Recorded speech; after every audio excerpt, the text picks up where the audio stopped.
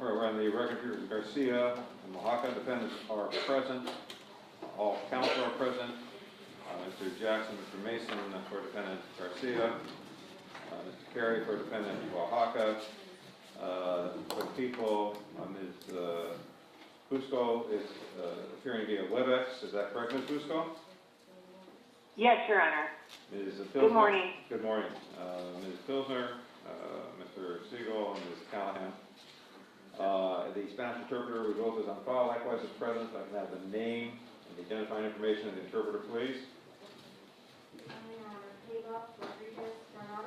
Spanish interpreter, verified by the court, both on file 3001193. Thank you. There's a couple of matters we need to discuss. Preliminarily, I did notify counsel that the matters are going to have to be severed for the following reasons.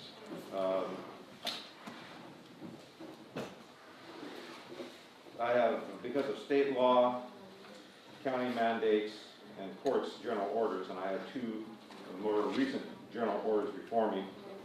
Orders filed October 9, 2020, and October 13, 2020, that mandates social distancing in the courtrooms, along with masks, and these are strictly enforced because of the pandemic. Consequently, as such, the maximum number of people that are allowed in this courtroom, including staff, is limited to 26. I'm telling the council right now that because of the jury and the alternates that are going to be selected, not all members of the same team will be able to appear at the same time in this courtroom. They have to wait outside, go in other places.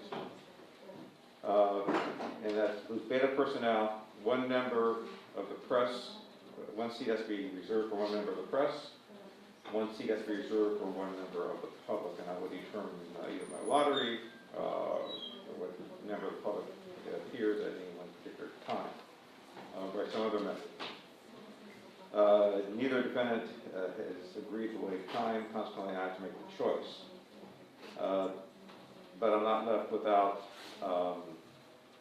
guidance. The guidance comes from Penal Code Section 1048. Consequently, under 1048, which gives precedence to those felonies which defendants are in custody over those felonies which defendants are not. The exception of Penal Code Section 1048 is subdivision B relating to sexual offenses. However, the exceptions would not apply as both defendants are fall within subdivision B. Because of Penal Code Section 1048, subdivision A, defendant Garcia must be tried first. The matters are now severed. Defendant Garcia will be tried first. Defendant Oaxaca will start directly after that. However, on November 12th, Mr. Carey, I want you and your client present in case something untoward does happen related to defendant Garcia, at which time you will, your case will be tried. Thank you, Your Honor. I also want from the people what is commonly known as a working information. What a working information is, it's not a filed information so much strictly as that it contains any legal significance. It's a separate information as to defendant Garcia, with all other defendants and non-applicable counts removed, not renumbered, just removed, and a separate information as to defendant Oaxaca, again with all non-applicable defendants and counts removed. I want that done as soon as possible.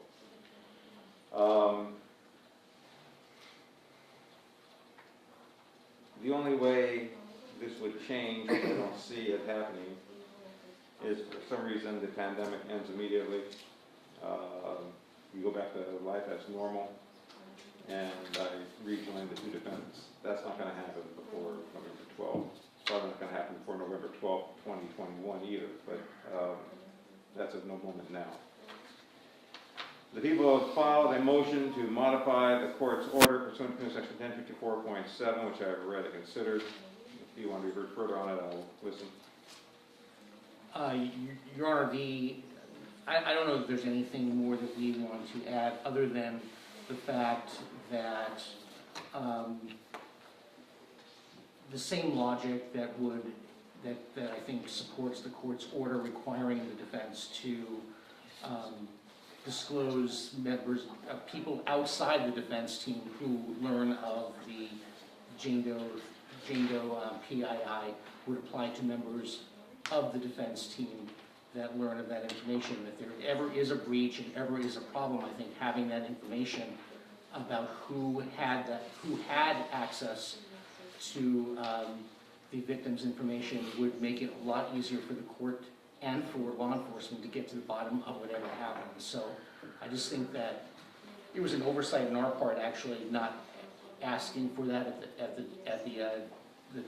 during the last court appearance. But I do think, given the information that we provided to the court in the in-camera hearing, which does support our concern about the risk to these victims, I think every step possible should be taken to protect them. And if there ever is an issue, I think it's going to be very important for us to know exactly, to the best of our ability, who had access to that information and how that information was disseminated.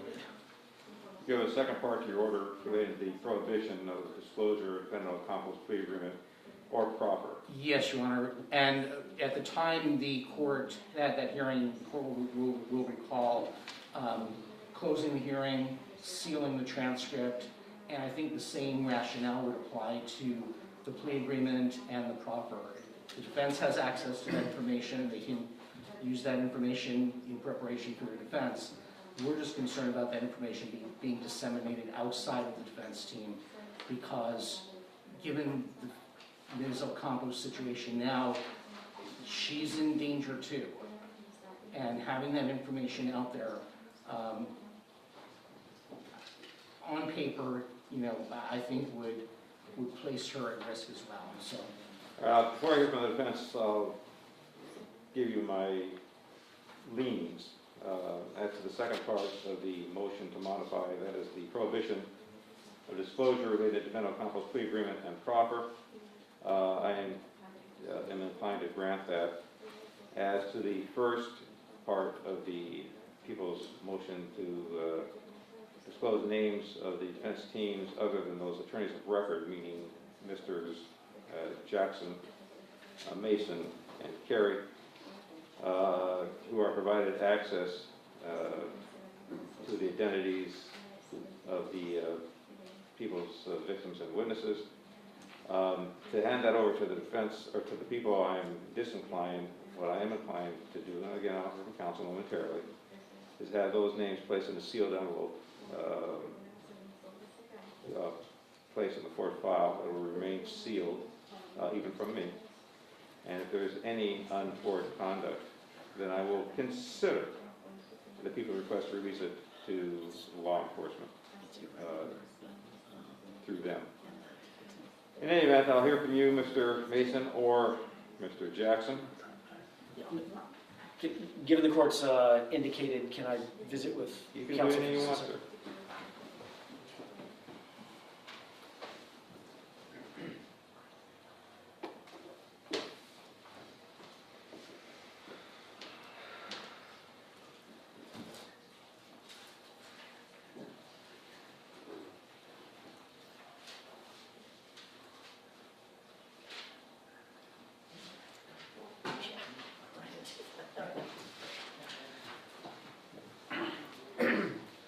Thank you, Your Honor. With regard to the, pardon me, the court's indicated concerning placing the names of individuals on the respective defense teams in a sealed envelope and submitting that to the court for the court's keeping. I don't really have any issue with that. It's a little bit of extra work and it's a bit irregular, but I haven't been given access to the in-camera hearing. This case is a bit irregular, Mr. Jackson. In fact, there was some issue relating to an unauthorized person going into the lockup last week, and that's why this is a little bit irregular. I don't know what you're referring to. An interpreter from your office who was mentioned as a member of the defense team. An interpreter, I don't have any interpreters in my office. Did not take an interpreter back into the lockup that you identified? Into the lockup here at court? Yes, Yes, you did. yes, and that has happened several times, I but understand that's that. not somebody from my office. Was this person, I'm not going to ask you to answer this question. It was identified as a member of the defense team, I am told. No. Again, I didn't require an answer. This is what I am told by sheriff's personnel. Okay. All right, so they continue with your lack of objection. Yeah, I'm not, okay, fine. I don't know what to say about that, but putting members of the defense team or people with whom the defense consults in a sealed envelope, I don't have any issue with that. It may be dynamic. In other words, there may be additional based on our investigation as we move forward that we may need to add to it or amend. So There's we'll just, only those people that have access to the identifications of the victims and witnesses. right, understood. All right. Your Honor, Sorry. I apologize, Your Honor. May I add one factual clarification to that? With respect to the materials at issue, there was reference by the people to Ms. Ocampo's plea agreement, and I believe that Mr. Siegel indicated that he thought that the defense had it.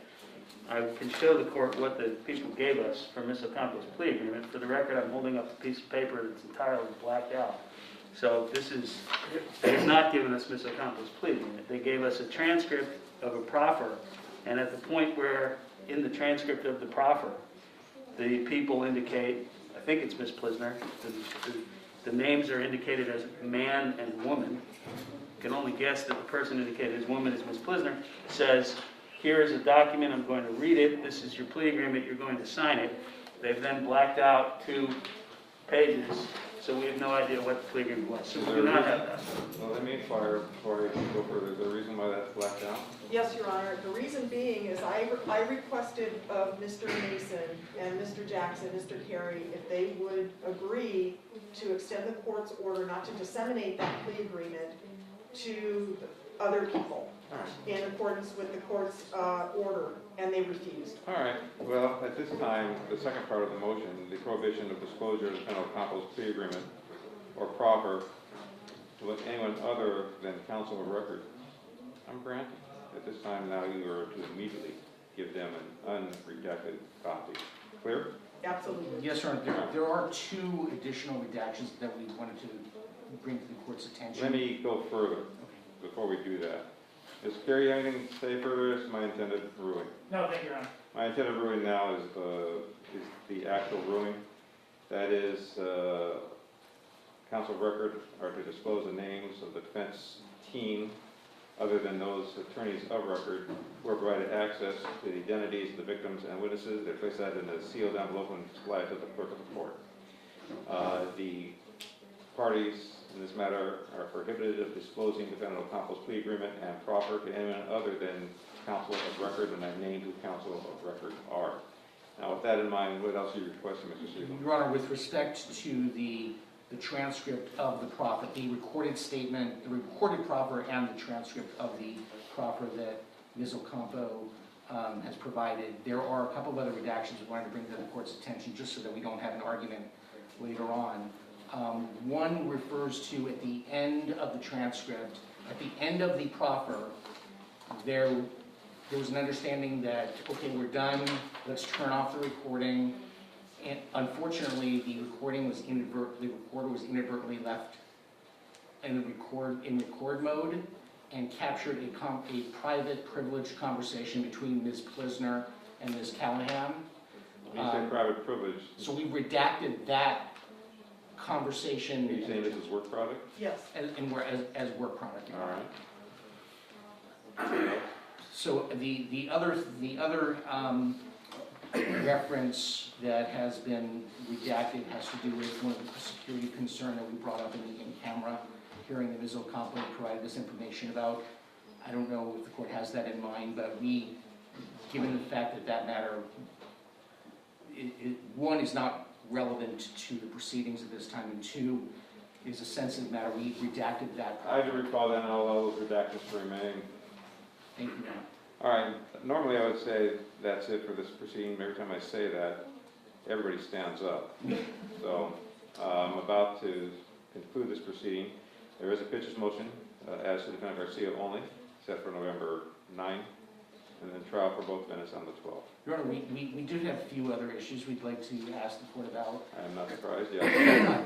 One is, given the fact that, we're kind of in uncharted territory with respect to COVID and how all that's going to work, we'd appreciate any guidance the court has about how we're going to conduct jury selection. I mean, we have some ideas, but I'm sure. I'd be glad to talk to you about that on the morning of the 12th. Right now, as it stands, it's going to be a batch method of bringing in jurors. We can't bring in any more than 17 jurors at a time. I do not know how many of those 17 will show up at any one time. I plan on bringing one batch in the morning, one batch in the afternoon, as far as having voir dire challenge for cause. Would the court consider jury questionnaires in advance that kind of might help us move along the process? Because we're I expecting. thought about that. No. I've done 30 death penalty cases. 30 times I've used jury questionnaires. This is not a death penalty case. Okay. Our concern was there might be, because of the COVID situation, there might be additional hardship issues that we might be able to resolve. Hardship is going to be done by myself and myself only.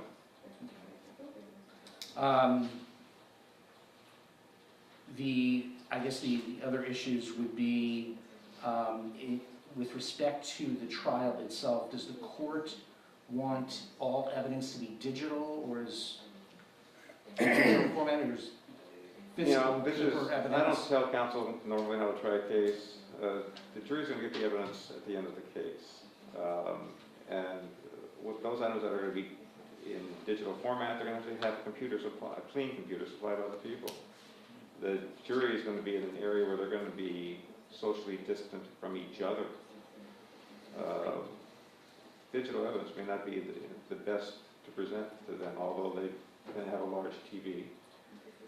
So this is something for counsel to We decide on just themselves. didn't know, we've heard that some courts don't want physical evidence being passed around. There'd be gloves, because of COVID, we have to do certain issues. There'll be gloves, and there'll be things of that nature. Okay, the other issue that we had is obviously we do have child porn evidence, and we're trying to kind of envision how that will be published to the jury if they are going to be socially distanced throughout the courtroom. Well, this courtroom has 2 very large monitors. Okay. Would the court close the courtroom to non-essential people during the presentation? You cannot do that under the Sixth Amendment. Under the Sixth Amendment, the public has a right to a trial, open trial. It'll be one member of the public and one member of the press. Okay. And the child pornography would be visible to members of the public? It would be visible. If it's shown on the screen, it's going to be visible. If not, it's going to be passed around. Okay. But that's still something that counsel has to consider. Okay, we need to think about that then. Your Honor, the only other issue is we totally understand the court's position with respect to the severance. We obviously do have some serious concerns about it in terms of having, sexual abuse victims, especially minors. I thought about that. testifying There's just multiple nothing I can times. do. Counsel, I even looked at getting the music center. Yeah. It's prohibited. It's cost prohibitive. I can't do that. No, I understand, and I understand that the position. Yeah, that's in- I sympathize with you. There's nothing I can think of. Does the court have this, I don't know what orders the court has referred to. Does the court have discretion, and the court is exercising the discretion in favor of severance? As far Or as does the court the not have discretion? separation of the defendants, if both defendants were equally situated. Under Pugh versus Connerly, Connerly, 176 Calif 4th 240, I'd have the sole discretion as to who to try first. They are not equally situated. Penal Code Section 1048 speaks plainly, and I feel my hands are tied. In terms, and that's what we want to do. In terms of the severance, does the court consider, does the court have discretion as to granting or denying the severance, or is that required? I by have some no rule? discretion as to having any more than 26 people in this court, under state law, county mandate, and court order.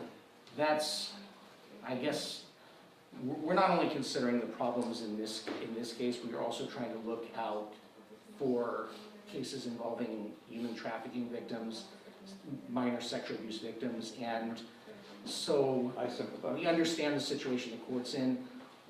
I hope the court doesn't mind. We would like to brief the issue and perhaps Be even my take it guest. up. I'll be glad to revisit this. Be my guest. Thank you, Your If Honor. you find something that I don't know about, that'd be great. No, I'm sure the court does know. I think it's just an issue. I'm absolutely sure the court knows, I don't but pretend to be the legal Moses of the state of we California. do think it's important, given the precedent it may set and the burden that this places on sexual abuse victims, that maybe we have a chance to brief it and maybe even have a higher court take a look at it. And we also have I invite, concerns. I'd like nothing more than be ordered by the second district to shut up. Thank you. Your Honor, if I may address just one additional Ms. point Plisner, yes? with regard to the severance. With Defendant Garcia going first, presumably on November 12th, the people have some concern that that would in turn result in Defendant Oaxaca not beginning trial before the current last day of November 16th. Yeah. Is the court making a good cause finding? I'm finding, based on state law, county mandates, court order, that I have no choice but to find good cause, and I do find good cause for the severance. And I not only do not mind you taking a writ on my request, I ask you to do it. Because, you know, the best thing that could happen for the state of California, and I'm thinking of all courts in all 58 counties, is that a stay issue and a published decision come out. One way or the other. I invite it. Thank you, Your Honor. Thank you, Your Honor. Anything further from the people? Yes. Your Honor, we have some discovery disputes that I advised your clerk of on Monday. Okay, my clerk told me that you wanted an immediate telephonic hearing, and I did instruct my clerk that that can be brought up at this date.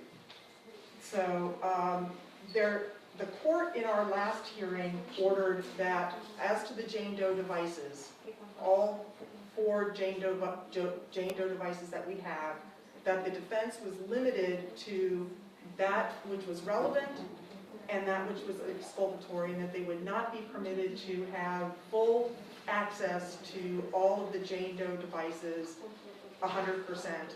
And yet the defense continues to ask for a complete forensic copy of all of the Jane Doe devices so that they can have their go at perusing and pawing through their lives. Okay, my order was clear. Thank you, Your Honor. Okay, what else? With regard to the PII of Jane Doe witnesses and non-witness individuals, the people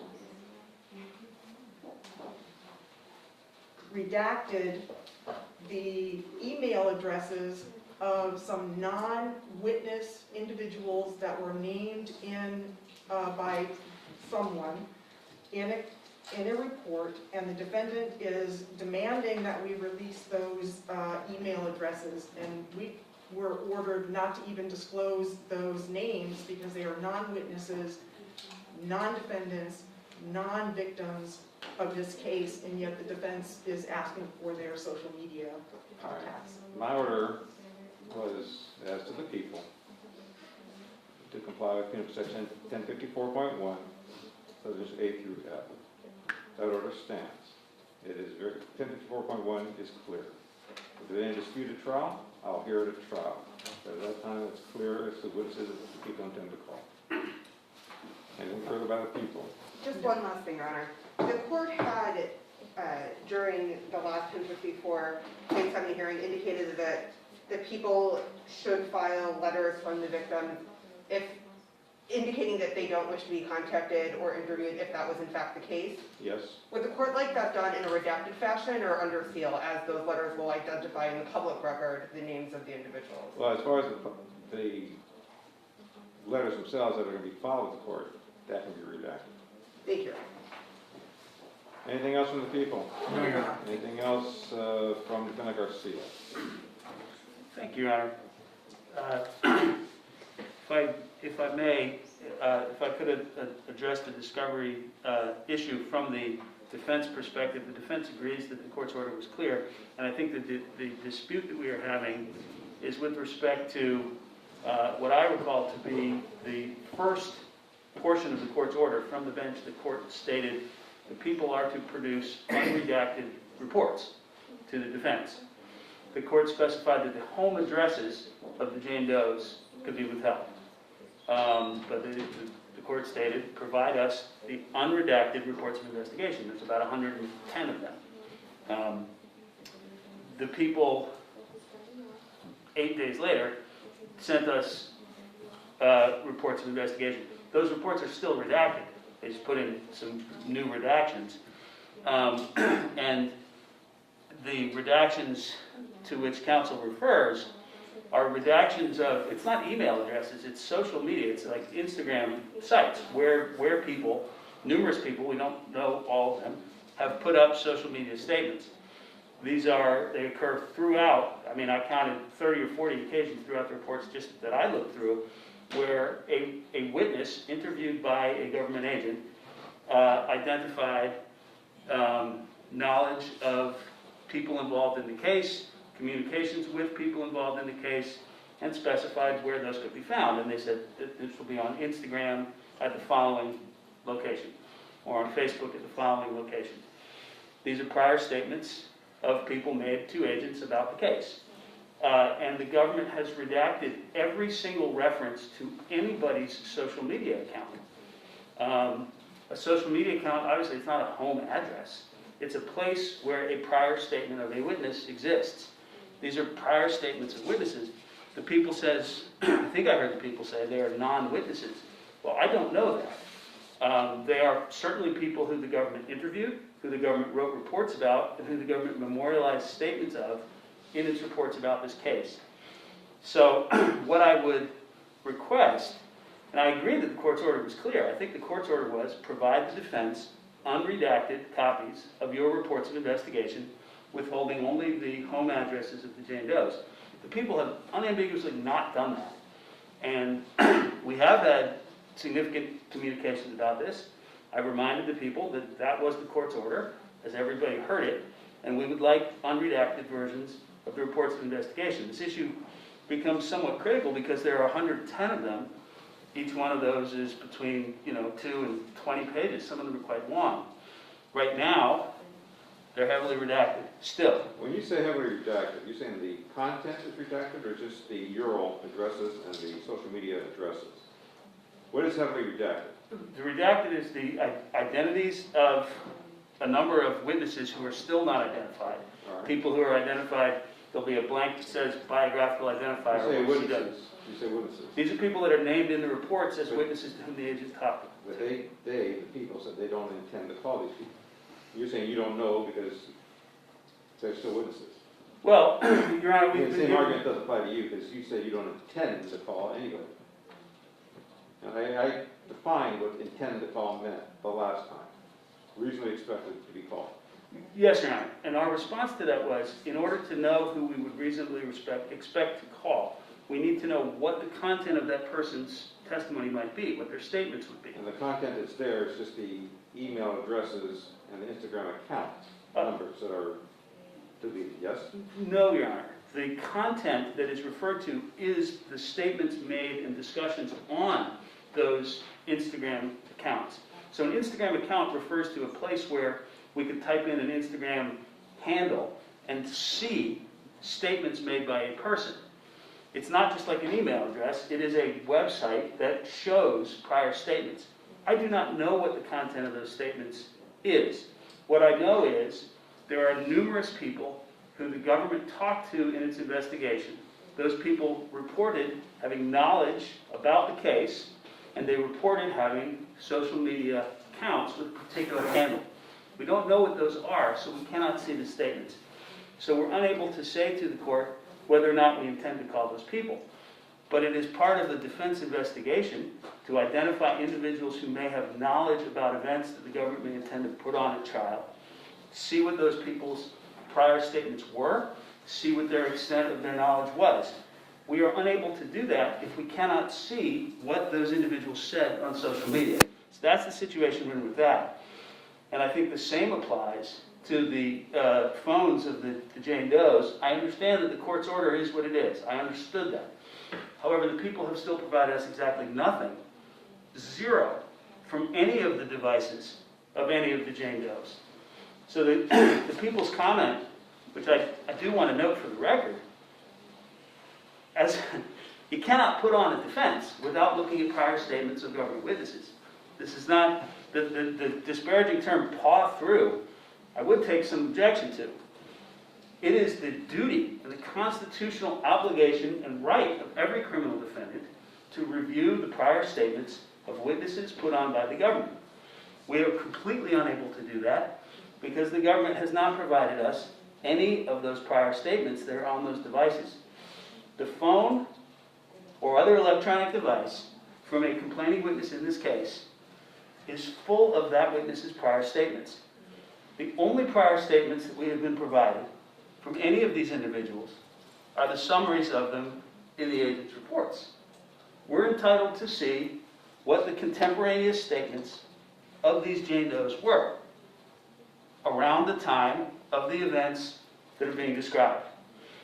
Those contemporaneous statements exist on those Jane Does devices in the form of text messages, emails, social media posts.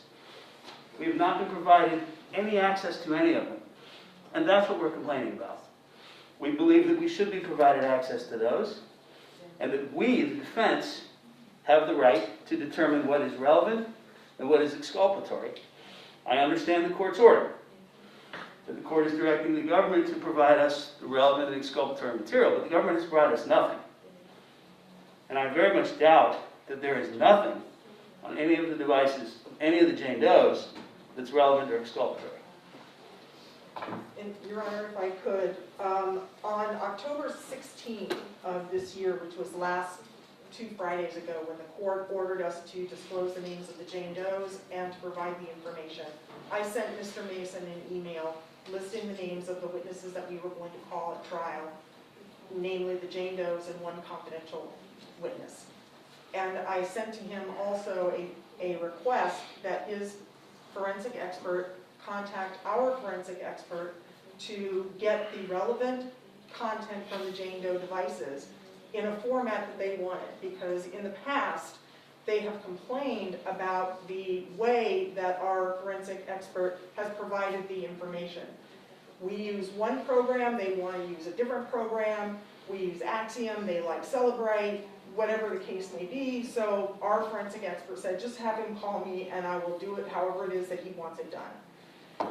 After that, I received no response from Mr. Mason until yesterday, asking about these devices, other than a message saying, I want full and complete copies of all the Jane Doe devices. And I sent him an email back, and I have copies of all of those emails here, stating that you don't get all of the Jane Doe devices, you get the relevant portions of the Jane Doe devices and the exculpatory portions of the Jane Doe devices, if there are any. And that's what you get. Yesterday, he sent me an email saying, when am I going to get the full, complete forensic copies of Jane Doe 4 phone and email, and computer? And I indicated to him again, referring him back to the October 16th email, saying, your forensic guy needs to call our forensic guy to make arrangements to get that stuff, the relevant portions of those. And instead, his forensic guy contacts our forensic guy last night at 6:30 p.m.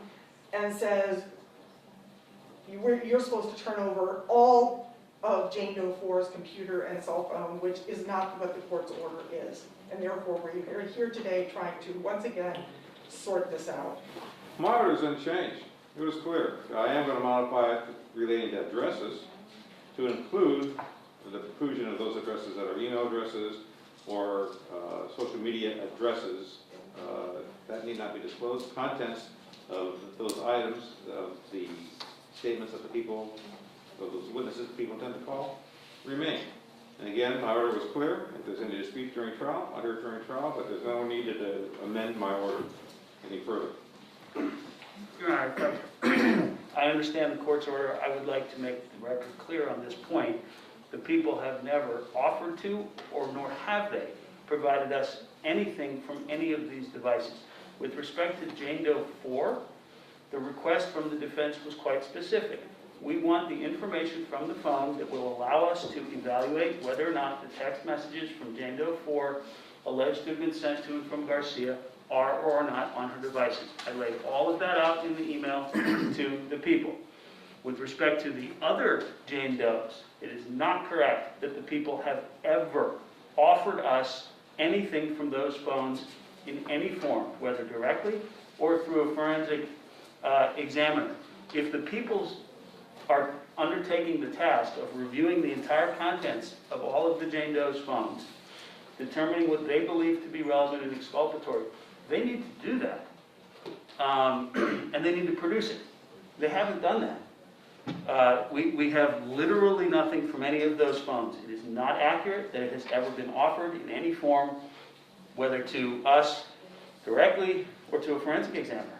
I mean, this is just, at this point, I would describe it as stonewalling. We're going to be in trial. These people are going to take the stand, and we will have had zero opportunity to review their prior statements.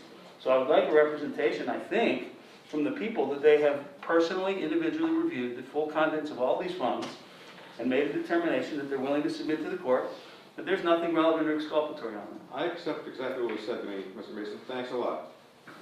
I don't need to hear Ms. Conlon. Thank you, Your Honor. Mr. Carey, anything you want to add? No, thank you, Your Honor. Okay, if there's nothing further, I will see Defendant Garcia on November 9th. I'll see all defendants on the floor. Thank you, Your Honor. Thank you. Oh, I need a status. Yeah, Your Honor, I apologize. There are additional devices that have, apparently the prosecution has just gotten down here to Los Angeles and they're making available to us today for the first time, that are attendant to, I think, Ms. Ocampo, etc. 2 phones, or maybe it's a phone and an iPod, or a phone and an iPad, something, whatever, that has multiple images and or data on it that we have not seen. In any event, Mr. Mason and I are going out to Commerce this morning, as soon as we're done here, to try to cull through that stuff to see what may or may not be relevant, what may need further investigation, etc. I only say that to say I would ask the court for a status conference before the 12th on the 6th, so that I don't want to have a false start. Why not just do it on the 9th? We're going to be here anyway. Are we coming back on the 9th? You have a pitcher's motion. Oh, we do, don't we? May I take a second? You counted it, counsel. May I? Better be clear.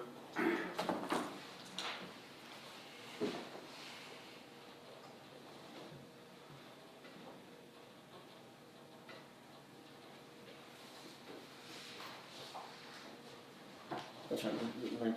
Yeah, that's fine. That's fine. I had forgotten that we If had. you're going to make that a status conference as well, sorry, Mr. Carey, we should have you and your client here the same day.